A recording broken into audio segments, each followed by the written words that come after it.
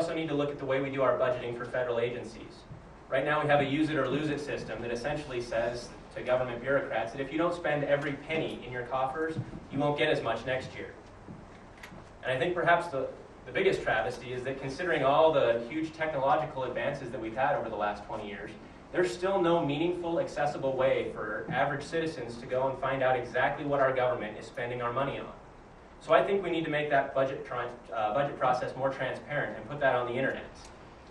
But truthfully, all of those things together still aren't the best way to tackle our budget crisis. The way you do that, as we saw in the 1990s, was you grow the economy. Because when people are working, they contribute to the economy and make our budget process a lot easier. And the best way for us to do that here in Montana is to make sure that we're positioning ourselves to be on the forefront of the new energy industry.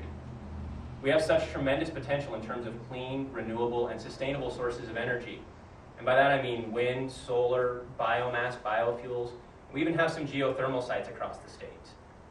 But it's going to take an investment in our infrastructure to make sure that we can harness that energy, which means that we have to have an expanded and smarter transmission grid to get the energy where it needs to go.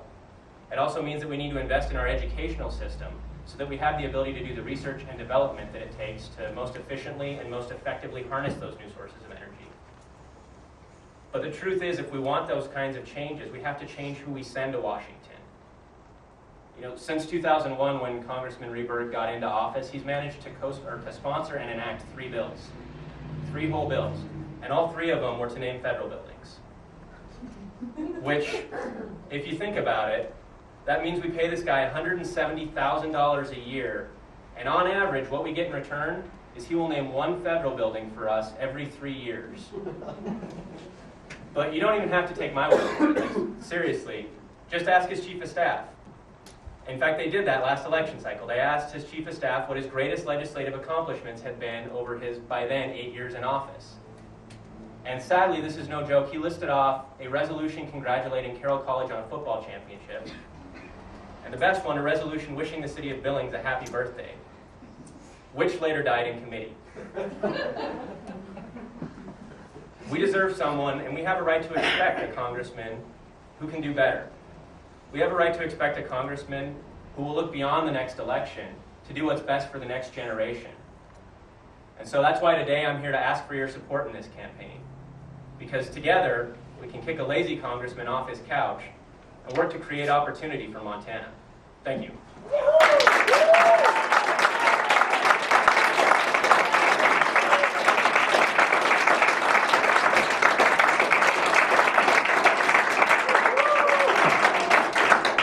I want to thank all of you for coming out today. We really appreciate it. But while you're all here, we hope that you've signed in.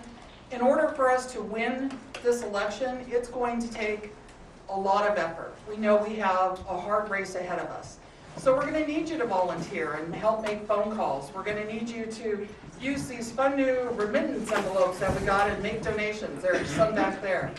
We need you to take these signs and put them in your windows and talk about Tyler to other people, and let us know what kinds of things you think would be good for us to be doing and what we can do to help. So we really appreciate all of your efforts and your being here today, and we want to thank you. And Tyler will be here for a little while if you have questions, if you'd like to ask him, okay? So thank you, everyone.